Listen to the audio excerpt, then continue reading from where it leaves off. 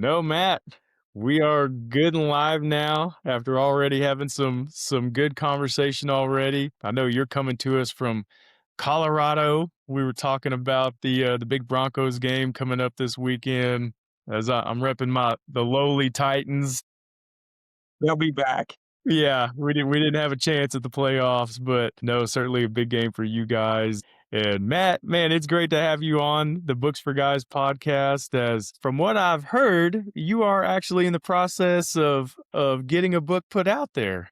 That's correct. That's correct. Yeah, it's Wild Places, Finding Healing, Rest, and God's Peace in the Wilderness. Morgan James is the publisher. We have a cover, and it's in the process now. It's with the editor. That's going to take a little bit of time, but talked to David Hancock yesterday, and he said that we'll be looking at like probably a late fall Yeah, release date. yeah, I'm learning a lot about books, yeah, about the publishing part of this world. yeah. And unlike some of the other people I've heard you interview, I don't really. I've written a book, but I don't really consider myself an author. It's not, writing is not a passion of mine. The outdoors is a passion of mine.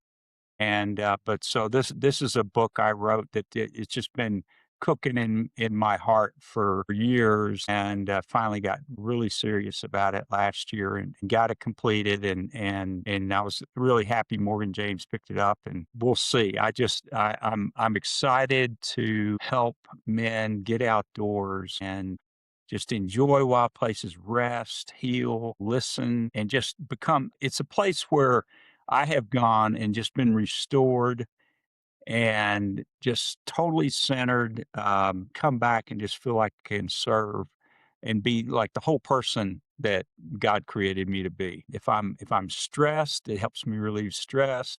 If I'm just want to go and play and fish and hunt, I'll do that.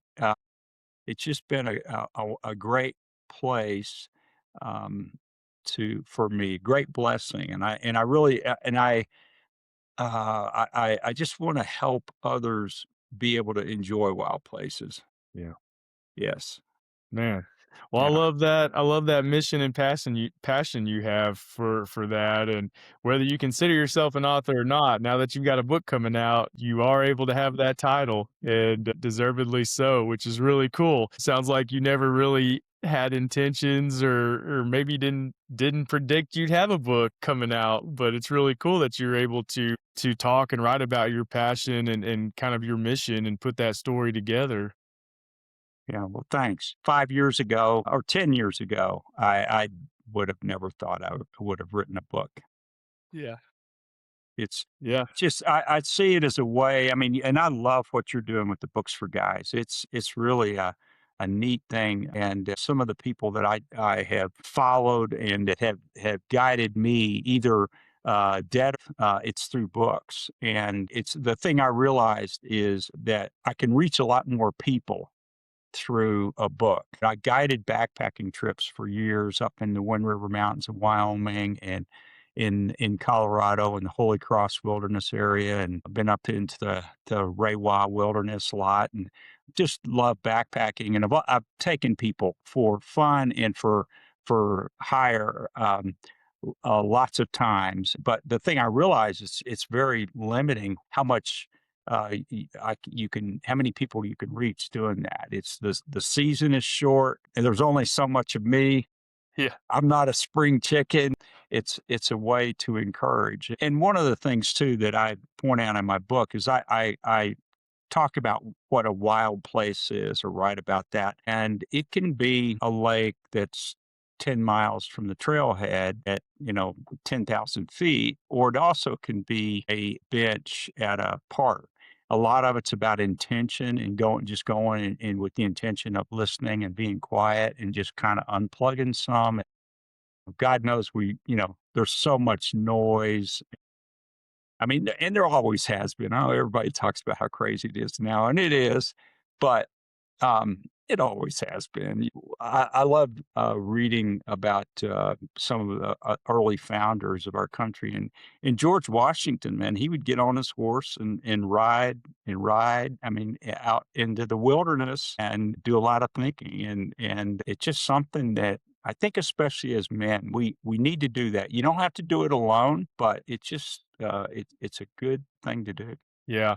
Well, I was sitting here thinking, Matt, I grew up, my grandpa took me camping, my parents took me camping, spent a lot of time outdoors. Still love being outdoors, but yeah, as you get I think as men, we're talking men here in particular, as career kicks off and you've got responsibilities and life gets busy, you take less and less of those moments to pause and appreciate just like you said, sitting in a park, having some fresh air, some greenery, or going to the lake or a river, or going on a hike. My wife loves to hike, but thankfully she drags us out several times a year to be able to do that and leave our phone in the car. But I was sitting here thinking, even as progression as we get older in our careers. As a young guy, though, I didn't have a lot of distractions that a lot of young guys have now, even, just being able to constantly be able to text friends or get on social media or see things. I kind of had to make myself find stuff to do. And a lot of that was get outside. But even young men, I think, have a tougher time finding that balance of going out and enjoying the outdoors and that sort of thing. And so I think what you're writing about can both help people who need to learn to take a little more time to take those breaks and appreciate nature and have that spiritual experience with it as well, but also to young guys who maybe just haven't had those moments that you and I had as younger individuals and people teaching us about the outdoors and stuff like that, but them being able to read and say, "Hey, maybe I should get out for a walk or go camping or hiking or get to the mountains and stuff like that." So maybe it can be inspiration to that generation as well. So I love that your writing actually covers so many different areas and so many different people, and again, men specifically in all different life and age groups. But just hearing you talk about the importance of, I'm thinking of memories I've had of again being camping, going kayaking, and just how Where did you like to refreshing camp? that is. I'm sorry, where did you, would your dad take you camping? I'm just curious. Yeah, yeah, so I grew up in Arkansas, so there's Okay, plenty of rivers and camping areas right, and, you're near the Ozark Mountains yeah, there. So I grew up, trout fishing was one of my favorite yeah, things to do. Haven't done a lot of it, for many right, years, honestly. But every time I talk to my grandpa, he's like, "Man, we gotta go fishing. We gotta go fishing." And like you said, I need to be more and, have some more intentionality to doing this stuff and not letting it slip by because it is so important. And so again, I think that's why your book's so important. It's just another reminder to get out and do that stuff. right, right. One of my favorite places to fish, and it's been a long time since I've been there, was the North Fork of the White River. North Fork Yeah, White yeah, oh my is that gosh. that funny you say that. McClellan's boat Literally, dock. that's the best fishing trip I've ever been on was where the North Fork meets the Yeah, White River. yes, My yeah. grandpa took us there, and right where they cross is actually where I caught the most rainbow trout I've ever caught in my life. So Yeah, and we were that's a talking about it last week beautiful when I was place. on the phone with him. My goodness, yeah, Yeah, it's beautiful there. it is a Beautiful. great place. It Yeah, is a well, great pl I was really blessed. I have 2 sons, they're now, 6, 4, and in their mid-30s, have families and doing really well, and but when they were young, we used to go up to the, archery range, west of Denver, about 20 miles or so. It's a field archery range where you walk through it up and down hill. It's kinda like a golf course, you shoot at the target and then get your arrows and go to the next target. But, we would go there and, they'd break off sticks and be, having battles with the weeds and just, it'd get dirty, have so much fun. Just, it was just something that little bit of wildness. It was just fun. And I know it really, we'd take some of their friends up there and they just absolutely loved it. It's Yeah. just, and it is something that I do wish that young men, boys had more access to. And I think a lot of fathers would like to be able to get their sons to be able to do stuff. And that I really want to encourage your listeners to, it can be intimidating a little bit getting outside and what have you. And people are afraid of bears and everything else. And just just get out and it will, take it a step at a time. It will be you'll be glad you did. And yeah, just Yeah. Well, I'm curious, Matt. You had said you didn't really see yourself putting this together, and obviously you've got motivation for it. But I'm curious to know, like, what the moment was where you decided, like, "Hey, I am gonna write this book and put it together," and who maybe in your close circle encouraged and motivated you to do that? Gosh, I haven't thought about that. I don't know that there was one just like aha moment. Had my own CPA practice, Okay. career accountant, did fine, really fine with that. Was always able to be at my son's baseball games and band concerts or whatever they were involved in. And that was a real blessing. But I just felt restless and like there was just something more I needed to do. Really was searching for, what is that something? And went to some different, like, men's retreats and things. I don't know, as it all I looked at the most important things in my life, and I actually have a trademark in Colorado called fatherhood, faith, and the outdoors, and, fatherhood is a big, big issue for me, and I think for a lot of men, and my dad, he had a lot of struggles with alcohol, drugs, all kinds of stuff, and I got some good experiences with him, and I'm so thankful for that. But still, there was a lot of hard stuff, and I just see how important that is for man. Is a big issue today, and then my faith is just it's deep and real, and I'm so thankful for that. It's just a big part of who I am, and of course the outdoors. Ever since I was 4 years old, I was wanting to be outside. Those 3 came together, and actually, that's when I started, um, about, I don't know, 15 years ago or so, I decided I was gonna professionally guide backpacking trips, and I started my own business, and it really did great, but it also I realized how much it was pulling me away from home and what have you, and that's probably when in that time there, sometime after that, just decided that, let's just start writing, thinking about writing a book. And it cooked for a while and just got really serious about it a few years ago. And then, about a year ago in January, hit the accelerator on it.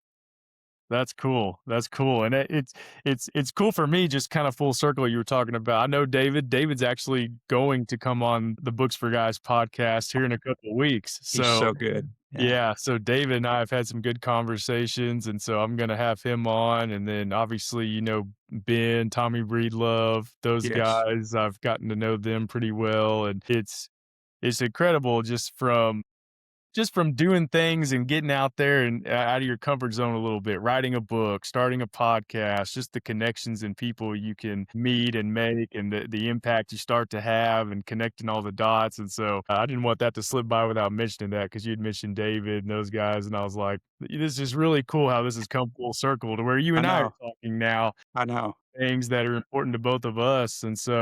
And I also wanted to bring up too, you shared an article with me yesterday, just kind of bringing this back to books that your wife shared with you before coming Yes. on and talking. I found that article extremely interesting, because it was talking about just how young guys in particular probably just don't get the influence and the just encouragement to read as young guys because it's just not looked at as the coolest thing to do when you're young, and Right. that's really my story in creating Books for Guys too, was I tell people all the time, I didn't become an avid reader for my personal enjoyment until post-college or late into college just because I was your typical athlete, and I was a good student, but I really wasn't interested in the books that the teachers were having us read. It's not that I hated reading, I just didn't really like what I was Right. having to read. Right. But then when I figured out, I started reading books I actually enjoyed, some sports books, some business books. Well, then it was all downhill from there. I was sold, and like you said, you learn a lot about other people, you learn a lot about interest, and it just expands the way you think. And so, um, having these type of conversations and having someone like yourself on to talk about just the outdoors, that's something a lot of guys are interested in and to be able to see someone who's as passionate about being outside and those experiences, write a book about it even, and share about that. I think that's again another conversation and motivation for maybe a young guy to pick up and say like, "Hey, I like hunting, I like fishing, but reading seems to be important too. So maybe I need to, make that a habit and a hobby of mine as well." And so again, this is why I like these conversations to be able to bounce those kind of things off of and encourage and I don't know, just have these positive conversations out there in the world for people to see and grasp onto for one reason or another. Yeah. Yes. Yes. Well, yeah, and there's a lot of goodness going on in the world. You Yeah. know, it's a good thing to focus on what's right and try to shut out the noise. Yeah, actually, in my book, I started the first part of it. I talk about noise, hurry, and stress, and then course, the answer for that is quiet, slow, and peace. And I describe what wild places are and the qualities of them. And I'm really, as far as the getting outdoors, one of the things that I want encourage people to do is go there to rest and have fun. And I don't really think of that in a woo woo way. I mean, I'm not a tree hugger, and I may get some people hating on me for that, but it's just I don't know, there's something, especially for men, there's just something about being outside and just being in a little bit of uncomfort and maybe, you can you're just, maybe even feel a little bit in danger. And yeah, you're in a lot more danger driving down the highway, but there's just something about that when it just releases something in you that's Yeah. there, I think, for all men, Yeah. and it just I feel so alive after Yeah. being there, and The word I was thinking of there, Matt, was like it just centers you. It just kinda brings yes, everything yeah, in and that's it. aligns you again and just Yes, kinda yeah, calms you down, opens up your yes, your brain to think a little bit and just kinda release some things, and just hearing you talk about it, I'm sitting here imagining myself, in the woods or by some water and just how comforting things can become with a little bit of time there, and so, yeah, I was just thinking of just centering is kind of what happens to me in those situations.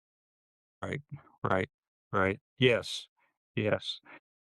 And if you'll forgive me, I was gonna kinda tell you a little bit about some Yeah. more things because it's more than just about, being, wild places. I do dive into, I talked about healing, and, I I I feel like, I know, everybody at one time or another needs some kinda healing, And I mean, I think of athletes, okay? And you get hurt. I've got a grandson, he's 16 playing football, and man, if he gets hurt, it's like he's proud to it's like, "Yeah, look, papa, I got blindsided," and and it's like he's kinda proud of it, but, men that have got some kinda wound from, like, it doesn't have to be huge thing, but I mean, some kind of internal thing.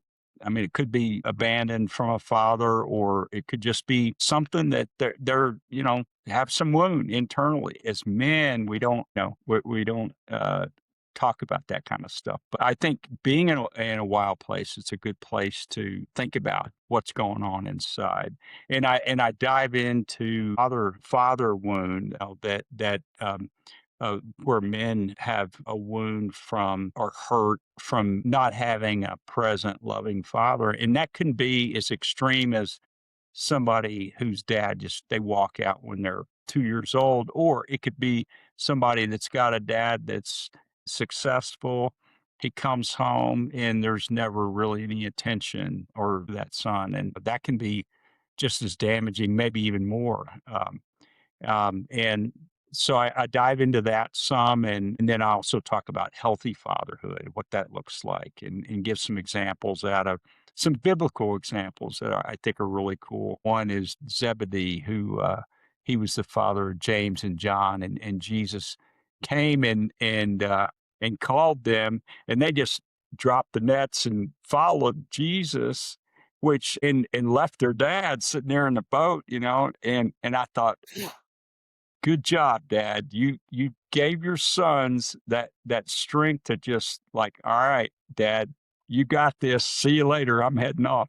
And I love that. So I talk about the fatherhood, and then also how to listen. It's just to, and it's I love the title of this chapter. It's called "The Husband's Hope: How Wild Places Can Improve Your Marriage," and it's all about learning how to listen. And I love like listening in wild places. Um, is it's just there's a lot of ways you can listen, with your eyes, your ears, your sense of smell. And I've learned so much. I mean, I write in the book about how one of the things I love to do when I go trout fishing is I just go and I just watch the river, for a bit and see are there any bugs popping off? Are there swallows, dipping down to indicate that there's a hatch, or yeah, maybe I'll see some fish, and just if I just sit there and watch and listen with my eyes, for a bit, and then start fishing. And it's much more enjoyable for one thing, and then I usually it helps me catch fish. Yeah. But and then I transfer those listening lessons and talk about how they can carry over into our lives at home with our wives. Because I don't know about you, brother, that's the heart or that's the best thing we can do. And not only with our wives, but our kids. It's just, I know Tommy Breedlove has talked about just presence and attention. That's what your kids want. A new phone or well, yeah, they may want that, but it's just being present and listening, leaning in and listening. And I think that's just huge.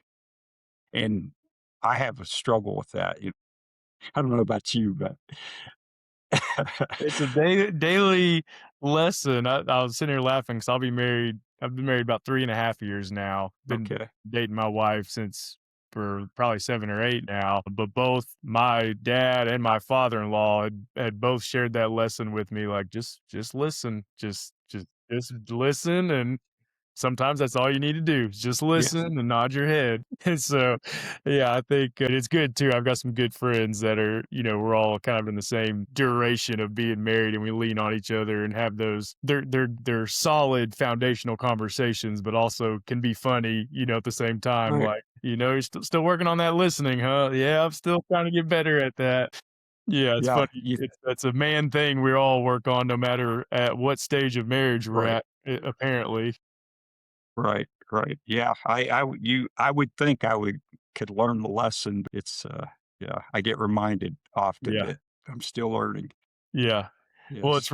it's really cool that you're able to tie in a lot of these lessons with the subject of being outdoors and finding those messages and peace and all of that. And it's again, I think it's a very needed, I think it's a very, very refreshing book as well, because there's a lot of books written around some of these topics, but a lot of it's not written through the eyes of being outdoors, and having lessons tied to those sort of things. I mean, I read a lot of personal development and books like that. And not one has been tied to being outdoors, like your book.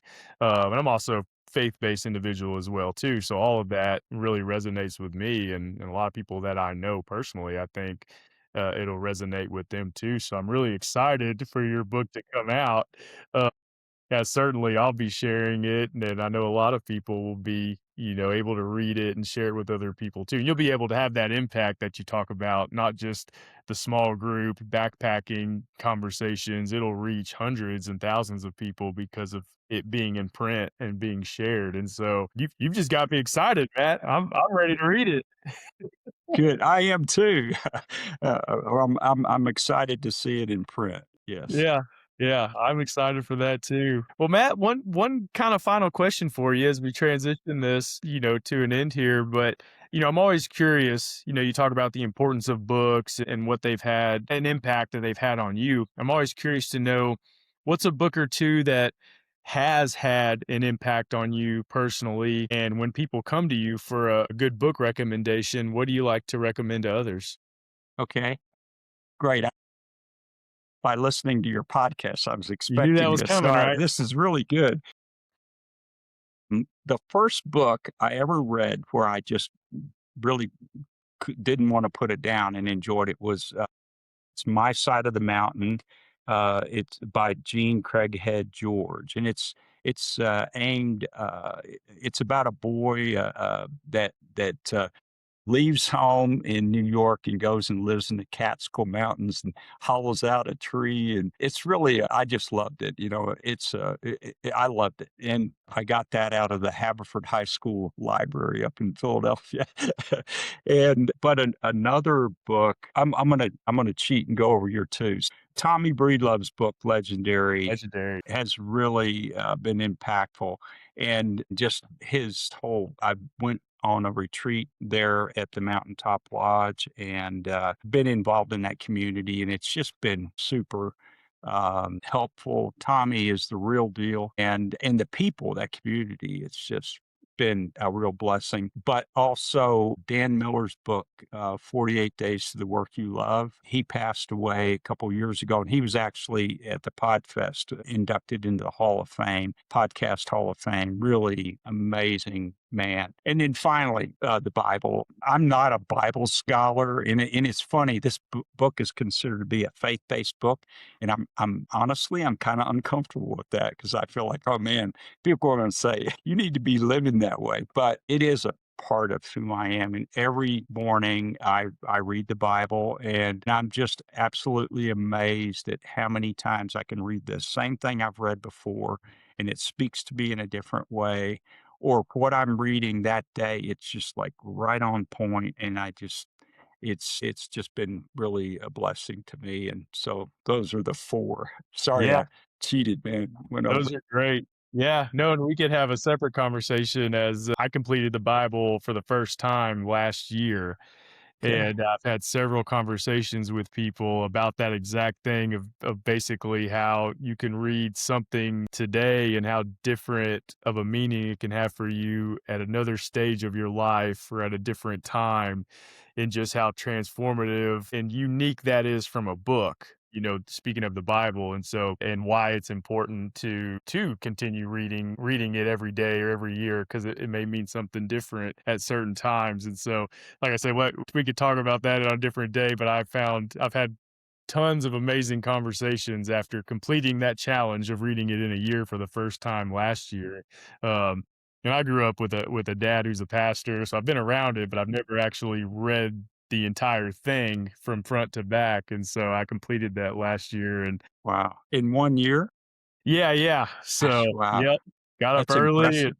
did it. By October, I had it knocked out. So it knocked out my reading on other books for the year because that takes a long time to read the Bible. But it was a great challenge and got a lot from it. So I'm sure, like I said, we could have some more interesting discussions there. But Matt, man, thank you so much for taking the time to do this. I've been looking forward to this conversation. I'm looking forward to your book officially coming out in the coming months and being able to spotlight it and share it and read it. And I think the message, just from you talking about some of the messages you have in there, and I know there's a lot more. I think a lot of guys in particular are going to be able to take a lot from it, and just people in general. And so I'm so excited for it to come out, and I can't wait to share it with everyone else. Well, thank you. I appreciate, and I appreciate being on this podcast and what you're doing with Books for Guys. And I did sign up for your membership, and I know that's going towards buying books for to encourage young men to read. And it's just really cool what you're doing. So thank you.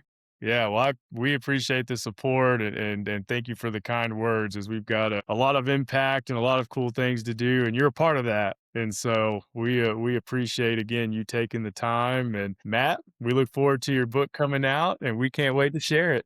Thank you, Chris, so much. Okay.